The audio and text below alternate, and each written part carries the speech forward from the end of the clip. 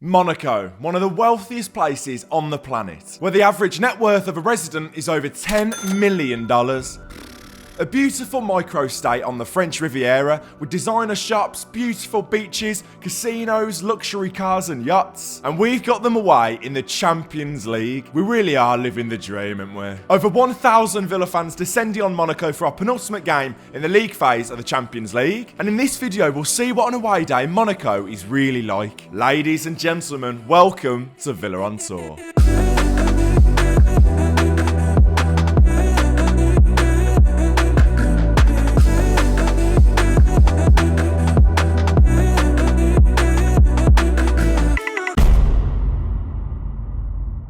So, ladies and gentlemen, welcome to Heathrow Airport, where tonight we have a flight to Nice in the south of France, not too far from Monaco. I think that's where the majority of Villa fans are basing themselves. It's about 5 o'clock, we've got 3 hours till our flight to Nice. Buzzing for it now, it's starting to feel real. Let's get to France. Just waiting for our colleagues in the tower, air traffic control, to give us the green light, and we'll be on our way to Nice. About an hour and a half flight time today. Flying conditions, once we leave London airspace, it should smooth out. You'll be released from your seat when seatbelt signs come off. So, we have made it to our hotel in Nice. It's nearly midnight, so I've got to be quiet, but we are in the Happy Culture Hotel, room 406, and check this out, this is decent by the way. So, it's more of like an apartment than a room, so toilet in there, bathroom, not too bad, pretty standard, it'll do the job. And then you come through to the sleeping quarters. So, because there's me and Jack staying in here, Jack, give us a wave, mate. Hey. So, Jack's having the double bed, I'm having the sofa bed, obviously not as comfortable. We did flip a coin basically, so it is fair. But yeah, pretty nice this, pretty homely decoration, not too bad. And like I said, it's currently Monday night, obviously match day tomorrow, so we're staying here for 2 nights, £30 each for 1 night, so 60 quid, all in all, each for this. Can't go wrong with that. Pretty cheap as chips. Oh, not too bad at all this. A little bit of balcony action. Ah, this is proper lovely, this is.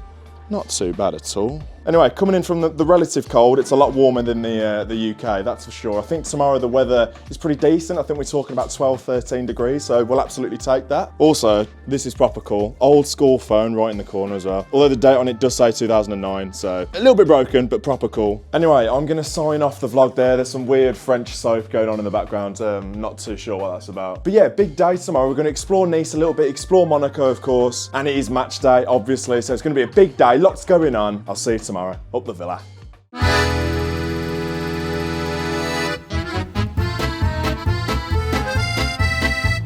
Good morning, ladies and gentlemen, and welcome to Monaco. The time at the moment is literally about 8:15 in the morning, so it's properly early. We got the train over from Nice this morning because we just wanted to do a bit of a walking tour of Monaco. I mean, look at this backdrop. This is absolutely insane. You wouldn't guess it. We've just had a walk around. This is the Monaco Stadium here, the Stade Louis. You wouldn't be able to guess it at all. Like, it's really, really weird. There's no branding or Champions League branding, Monaco branding pretty much anywhere. There's like pretty nice looking apartments about 10 meters away from the entrance to go in. It is absolutely nuts. On the walk here, like, we were just in awe, looking around, like the sun was rising over the sea, like the rocks and the beaches. It just, honestly, here, it's another level. We've only been here 20 minutes, but it is absolutely nuts. So, plan this morning, I think we're gonna do a little bit of a walking tour of Monaco. It's a bit annoying because it's a bit of a short turnaround for us. We literally leave tomorrow. We got here late last night. Most Villa fans have set up in Nice because it's easier. The ticket collection is in Nice as well. It's easier to get to. That's where the majority of people have flown into. But we thought we'd come to Monaco nice and early, have a little look around, then go back to Nice,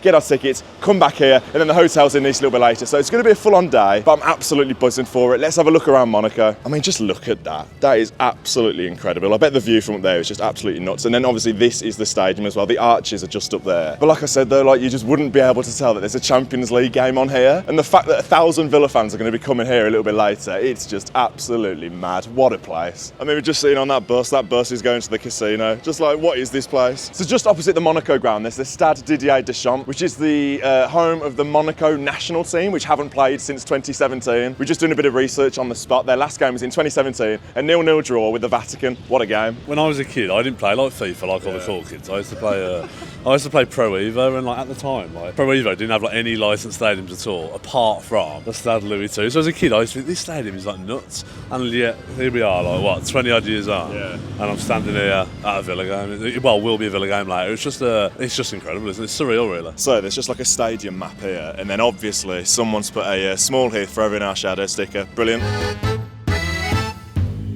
So we've just come literally about a 2-minute walk from the stadium. This is absolutely insane, by the way. We're in the smaller of the two ports, I think, in Monaco. And just check this out. Like, we've just been walking alongside all the yachts, and it's just absolutely insane. We're going to head up there in a second because there's a viewpoint up there.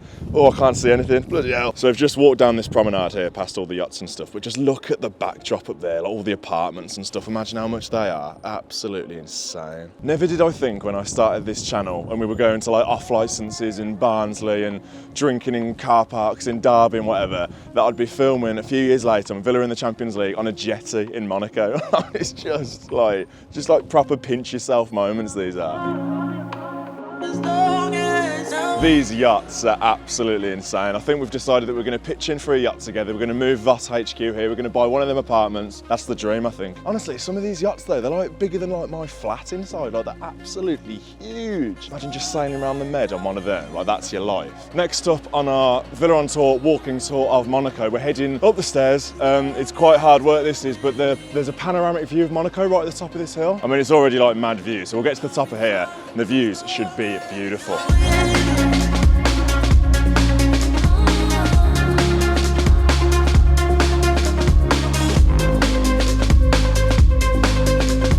Well, I'm going to be honest, I've been doing worse things at 8:55 on a Tuesday morning. That view is absolutely nuts, and we just walked all the way up from the ground, I guess. And at the top, I didn't realise, but the Prince's Palace is literally just there as well. There's like guys like proper patrolling the place as well, so mad. So this is the harbour that we haven't visited yet. The one we were just at is literally just over there, the other side of the palace. I think Monte Carlo is a little bit further that way. We're going to head in that general direction. But just before we do carry on with the rest of the walk-in tour, this video is very kindly sponsored by Saily, an eSIM service app which offers seamless connectivity to the internet pretty much wherever you are in the world. But how does Saily work? Well, firstly, download the Saily app on your phone and explore all of the plans available. There's a whole host of plans available in over 160 countries, and if you travel in regions as well, like Europe or Asia, they've got plans for you as well. Super simple. Once you've decided on your plan, I've obviously selected Monaco, as you can see here. Follow the instructions on the app. It's super simple on how to download the eSIM. Like I said, it's really super quick and easy, and all the instructions are really clear on the Saily app on what to do. I remember when we went to Mostar last year in Bosnia for the Conference League, and I was faffing around with various physical sims and I didn't really know what to do. So at the time, Saily would have been absolutely perfect because it's so easy to get stung by them extortionate roaming fees. Get an exclusive 15% discount on Saily eSIM data plans. Download the Saily app and use my code VillaOnTour at checkout. Easy. Honestly, I highly recommend Saily if, like me, you're always on your travels. So just come the other side to where the Prince's Palace is, and this is where we literally just were as well, having a look at the yachts and stuff. And just there, you can see the stadium as well, you can see the arches, just about see the pitch as well. What, imagine your ground being there. I mean, that is just absolutely insane. We've had worse away days, haven't we? We're just looking at that view and you can't sort of believe that there's a football stadium hidden within all of that. It's mad, isn't it? Yeah, it's just iconic, isn't it? Like straight away you thought, yeah, there's the Monaco ground from there. But I'm just in awe. I am. It's just I've never been to a place like it. It's just unbelievable. Yeah, and like when this got drawn, and it got drawn in like January and stuff, we were like, oh, Monaco, that's great. But like in January, it doesn't feel like January, mate. I mean, you can probably tell, we've looked out with the weather. I think yesterday it was proper tipping it down, wasn't it? But what would you say? It's at least 10 degrees, like 9 AM. Like we were taking our jackets off coming up that hill. It's proper warm, isn't it? Yeah, I got proper warm. I did. Yeah, it's about 8, 9, 10 degrees at the moment, rising to about 40, and it feels like kind of like a spring day, doesn't it? Really, not a cloud in the sky at the moment. It's absolutely beautiful overlooking the bay. I mean. I've had worse Tuesdays. I mean, you could even be like we were saying on the way here. Yesterday I had a commute to West Bromwich, and this morning I had a commute to Monaco. So yeah, it was really busy with like commuters and stuff on the train. It was rammed, but that is quite the contrast. It really is. That is how 24 hours could make a big difference in someone's life. That is.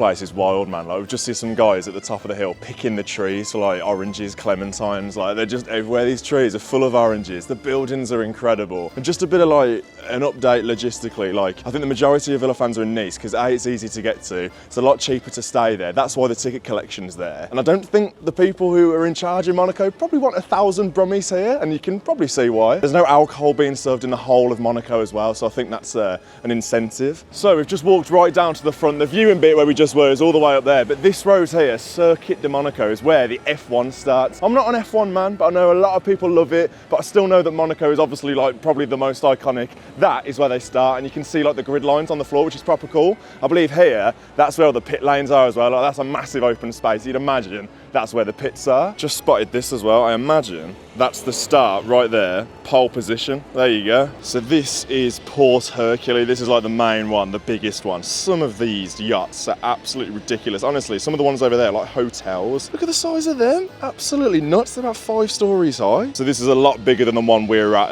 a couple of minutes ago. And the last couple of spaces we're going to do on the tour are literally just over there. You've got the main hairpin and the main casino as well. Monte Carlo Casino. Nuts. Let's get there. I think we found our favourite one here. That's got a pool on it. A yacht with a pool on it. What's going on? We're trying to catch one of these billionaires' eye, and we're trying to get like, I want to get invited on, just have a little look around. I don't think anyone's taking the bait at the moment, but absolutely mad. These are a lot bigger than the bay we were just at. Like, these are like I said, a hotel on the sea.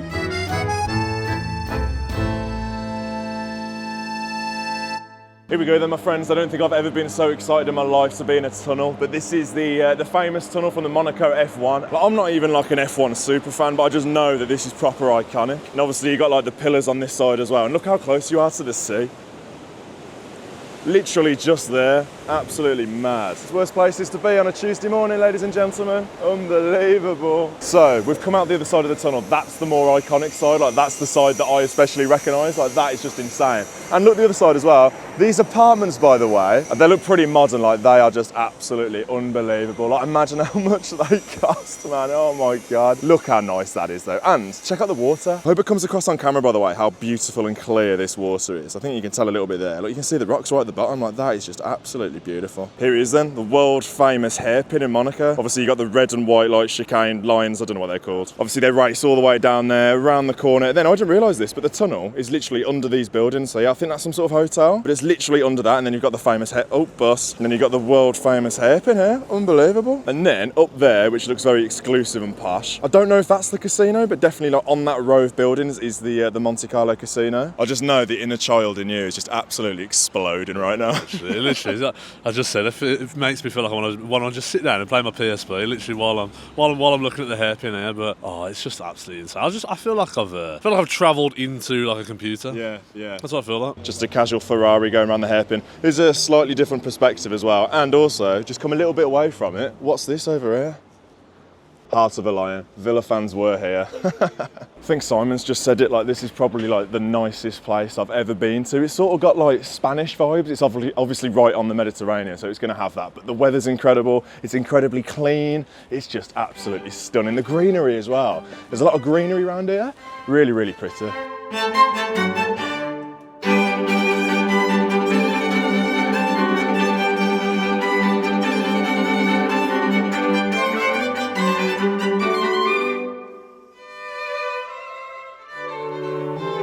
So we have just come into the Monte Carlo Casino. This place is incredible, honestly. It's just full of class. It's absolutely beautiful in here. You just get searched on the way in, but you're free to come in and have a little look around. A bit of history for you as well. It's got a bit of James Bond history. So the first ever novel, Casino Royale, was inspired by this place. GoldenEye and Never Say Never Again was filmed here. Good knowledge, straight off the top of the head that. But yeah, this place is just absolutely nuts. I know a few Villa fans went in there yesterday. I saw on Twitter to have a bit of fun. I won't be doing that today. I'm going to stay sensible, but when you're in Monaco, why not?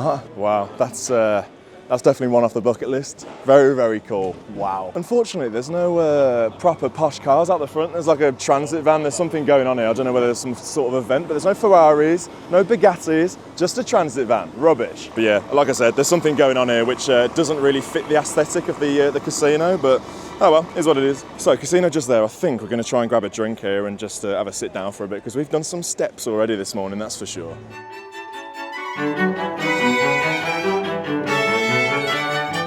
So, we've come to Café de Paris, which is just outside of the casino. It was a myth. The whole no alcohol was a myth. The guy was saying that they're stopping serving alcohol at 2:30, apparently. I think that was just like a whole scaremongering tactic to keep Villa fans away from here, which is fair, but we're sensible. Decent stuff, although this is a German beer. He said you could either have this German stuff or Heineken, so we thought we'd go with this, which is good actually, because every other time we've been to France, the beer's been pretty terrible. Croissants, pain au chocolat, that'll do the job. Living the dream, people. Cheers, up the Villa. Do you want to guess how much a beer was in that place, by the way? Go on, have a guess. 17 euros. 17 euros for one beer. A group of Villa lads came past us while we were sat there, and they were like, lads, how much was the beer? I think they nearly fell over when we told them. Anyway, I think that's our sign to get out of Monaco. It's been unbelievable. Honestly, this place is absolutely insane. Beautiful weather, beautiful buildings. We've done the majority of things we wanted to come here and see, so that's good. Time to get the train back to Nice, which is about 20 minutes. Only a fiver, by the way, not too bad at all. Collect our tickets from where the collection point is, meet up with the rest of the lads, have a couple of beers in Nice, and then come back here a little bit later. Let's get the train.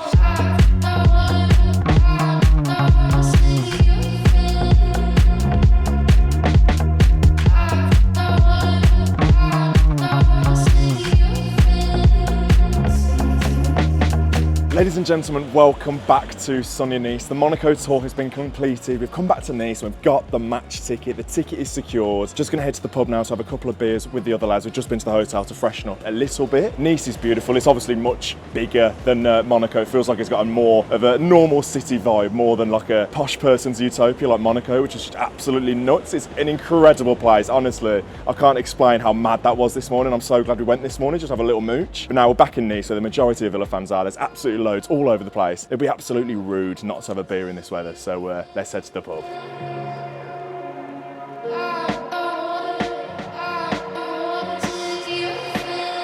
Right, we're at the Boozer then in Nice, mate. Enjoying it?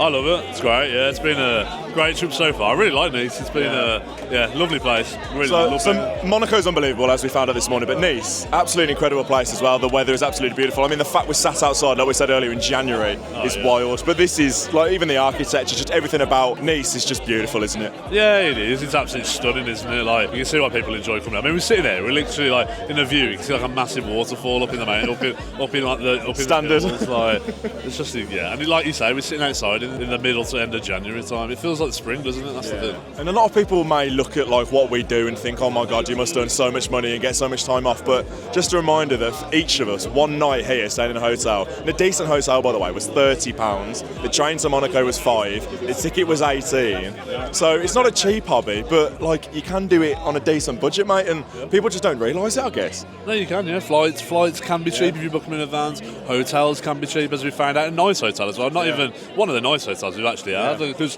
some of them on these trips haven't been like amazing, to be honest with you, in terms of hotels. You can do it on a budget. Use public transport. You can really do it on a budget. And as for annual leave, 1 day annual leave for me on this trip. It's absolutely mad. Okay, I've got the privilege of condensed my hours into 4 days, but 1 day annual leave. Living the dream, mate. Living the dream. So we've now come to Nice's main station. We've got a train to Monaco in about 10 minutes or so. Again, it's only about 20-25 minutes, and lovely train along the coast. Time to get to Monaco. Buzzing up the Villa.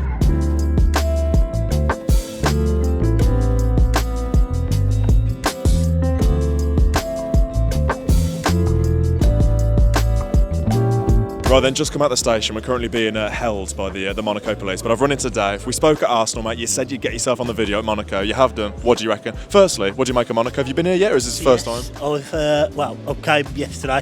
Had a look around yesterday. We wanted to see the racetrack yesterday because we were into the F1 as well. So what do you make of it? Really good. Expensive here, but I found the boat which would be mine. Oh, lovely. What do you reckon? Only 50 million. 50 million, right. What do you reckon? We're going to win today? Yes, I think we will. Go on, score. I'm going to go 2-1 Villa.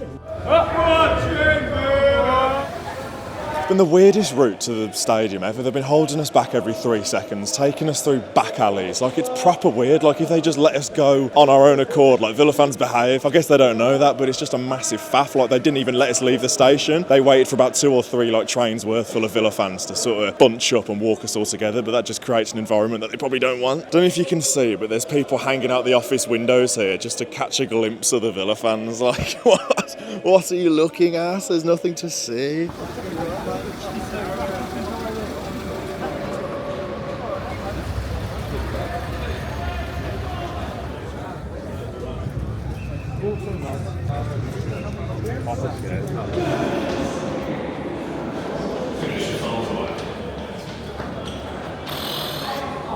Have you ever experienced such a military operation to get into a football stadium? They very, very, very nearly took my camera off me, proper frisking me up and down, pulling all sorts of things, wild. But we're in even the walk from the train station though, it's just weird, wasn't it? It wasn't arranged very well, was it? It was all a bit random, really. The route we went was all just. I suppose they didn't want us in the main bit of Monaco. You can tell they don't want football fans here. I think English fans have got a reputation. Like we know Villa fans are very well behaved, but you can just tell they don't want us here. No, not a chance.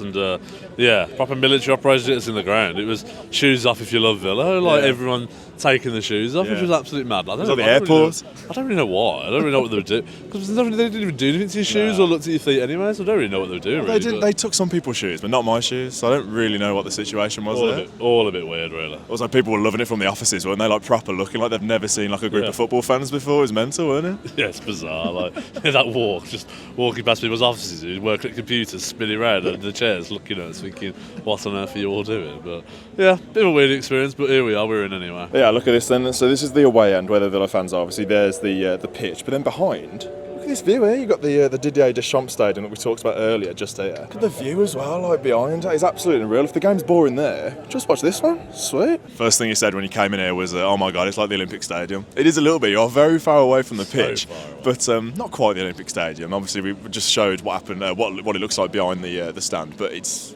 classic. It's got that touch of charm about it, although it's not the biggest stadium we've ever been to. I think it looks better inside than it does outside. Outside it looks really inconspicuous. You wouldn't even know it's football ground really from the outside, but it's iconic. It's just weird, isn't it? It's like the pitch is so far away. That's why I said it feels like we're at West Ham a little bit. But yeah, it's great to be here. Like I say, it's one of those iconic sort of football grounds that I remember, and so it's great to be here. Team news is interesting as well, isn't it? Buendia getting a start, which is big. Duran on the bench. Watkins gets a start. Bailey coming back in as well. What do you reckon? Big game as well, by the way, for the table.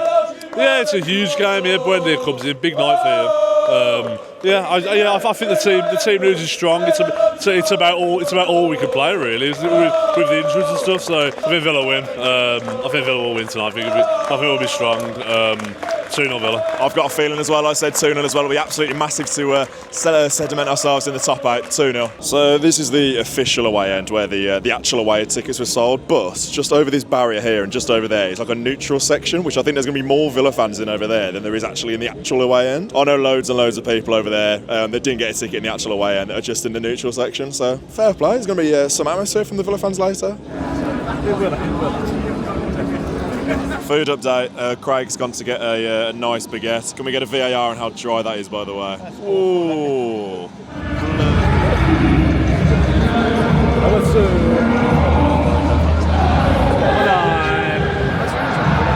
What's going on here? Weird this is. Whoa.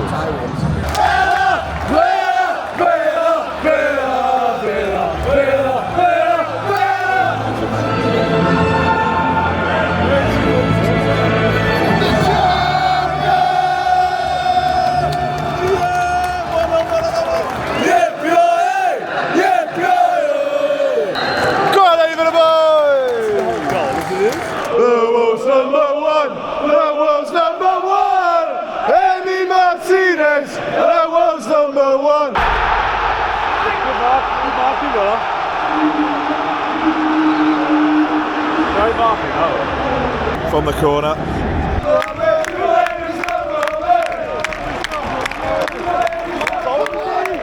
Oh man, great chances, you know. Just take your chances, man. We are getting them. Oh, corner ball. Come on, boys. Villa, Villa, Villa, Villa, Villa, Villa, Villa. Yes. Yes! Oh, what? What? We thought Watkins had scored, man. Because you can't see the goal line. You can't see the goal line. It's blocked by the advertising boards. How's he not scored that? A frustrating half. I think that's the simple way to put it. I think that Watkins missed at the end epitomises it basically. I think we've had a whole host of sort of half chances. They're the real chance that's going to stick in the memory is that Watkins one at the end. We can't really see it from here because of the advertising boards, but it's a golden chance that. And Monaco, they're not great. We should be at these 100%. Well, we thought it was in because from our vantage point we can't see the goal line, and so I was celebrating. I was off celebrating. I turned around, I was celebrating. So, but yeah, it's been a weird game. It's like kind of like we've dominated really. We had 57% possession. We've dominated the game. We've had a fair few opportunities, but at times it's so sloppy though, giving the ball away, and that's obviously what leads to the corner, which then leads to the goal. Their only shot, by the way. Their only shot. They're only anything. Well, to be fair, right at the end of the half. Yeah, right at the end of the half, they had a golden chance, but they're a poor side on a poor pitch. We should be at the second half. Again, it's like the things that the opposition does, we give to them though. Like it's a long punt down the field, and it's like for that chance at the end, and panic station at the back, and Mings and Konza like misjudge the flight of the ball, and it then gets worked out to the forward over on the right, and then he should score probably. He should test the keeper anyway. Oh man! Hey, how have you missed? How are you going to miss this chance? Dear me. Got away with one there. Really? Very, very lucky there. Giving the ball away again. Duran coming on. It was inevitable. Keeping Watkins and Duran on together. Come on, John. Corner ball. Come on. Come on, man. Oh, my God. So frustrating, man.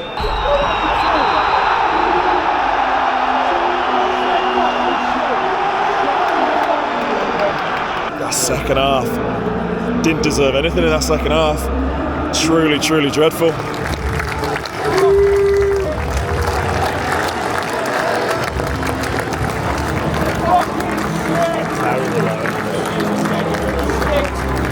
And just like that, we are back in the hotel room. A really, really disappointing result for the Villa, losing 1-0. And results at the moment, as I'm speaking, I think there's still about 10 minutes left in most of the games. It's looking okay. Obviously, there's still fixtures tomorrow, and then obviously it's all coming to a head next week. That Celtic game, it'll be first thing we need to do is just win that, and then just see what happens. Hope results go our way to try and get in that top 8. And I think it is a missed opportunity tonight because I didn't think Monaco were great at all. Fair play, they got that early goal. Again, it comes from Villa making a stupid mistake. It goes out for a corner, which shouldn't have ever led to a corner. And then Martinez makes a really, really good initial save, and guess who's first to the ball? And then once Monaco, who were poor on the night, they get the early goal. They've got something to protect, and they're playing all the antics. They're going down, they're taking ages for corners, free kicks, throw-ins, pretending injuries, and that's totally up to them. Fair play to them, and it worked because they slowed the game right down. From really early on in the game, they had something to protect, which really, really, really does not suit Villa, and we know that. It sort of gave me similar vibes to the Club Brugge game, where we give away a pretty stupid goal, like we did in that game, and then we just never, ever get back into it. We huff, we puff, and it just didn't go well. I think Emery said